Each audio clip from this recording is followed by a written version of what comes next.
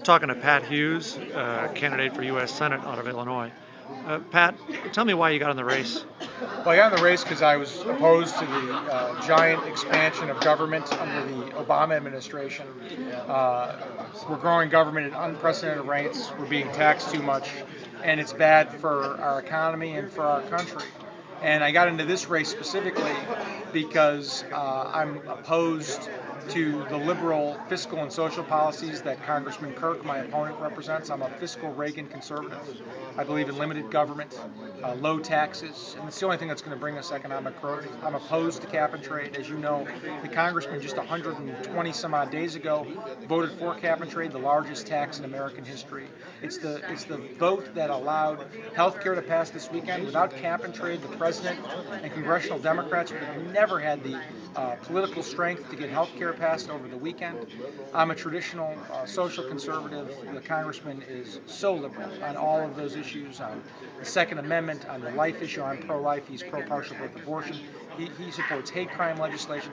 In my view, he's not a true Republican, and I am. And I think the people of this state are ready to elect a Reagan fiscal conservative, a mainstream Republican, to win the Senate seat in 2010, and that's what I intend to do. He's, you say he's outside the party mainstream.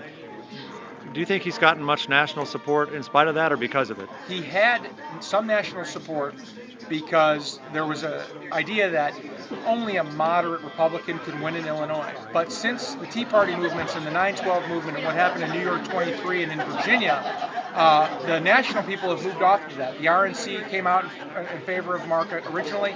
Now they've backed off. The NRSC came out in favor of Mark originally and was strong behind him. I met with them, and then just recently they have announced that they're not going to put money behind him in the primary. So there's been a movement nationally to back off of his candidacy, and that's in response to the strong grassroots, true Reagan republicanism that's happening here in Illinois and across the country. Okay.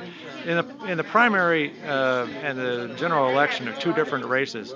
How do you feel are your chances in the general election after defeating Kirk in the primary? I am the only Republican candidate between my Congressman and I and anybody else who can win the general election. Because in order to win the general election in this state as a Republican, Peter Fitzgerald did it in 1998. In fact, he's the only Republican in the last 30 years to win the Senate seat. You have to have the base with you to win.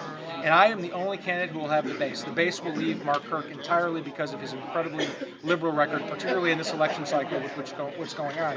And I can reach out to Reagan independents and good government Democrats and explain to them, just like in Virginia, that Republican fiscal values are the values that will add jobs, that will grow our economy. It's what they responded to in Virginia, it's what they responded to in New Jersey, and that's what they're going to respond to here in Illinois.